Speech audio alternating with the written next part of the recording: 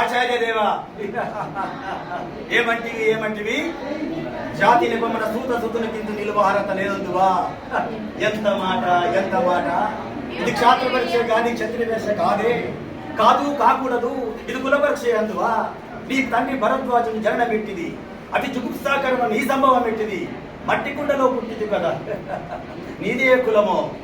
ఇంత ఏళ అశ్వపితామహుడు కురుకుల బుద్ధుడు నీ శాంతనవుడు శివసముద్రుడు రాజయ్యకు ఊర్వశి పుత్రుడు కాడా, ఈయనదే కులమో. నాతో చెప్తున్నామయ్యా, మా వంశంలో మూల పురుషుడు వశిష్ఠుడు దేవవైశ్యకు ఊర్వశి పుత్రుడు కాడా. అతడు పంచమజాతి కన్యైన పరాశరుని భార్య అయిన అరుంధతి యందు శక్తిని, ఆ శక్తిని చండాలంగాను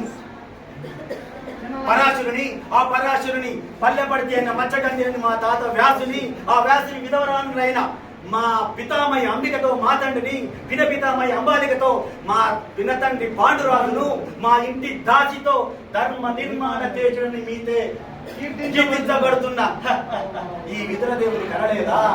సందర్భావసరాల బట్టి క్షేత్ర బీజ ప్రాధాన్యములతో సంకరమైన మా గురువంశము ఏనాడో కులవీనమైనది కాగా నేడు కులము వ్యర్థవాదం ఇందులో.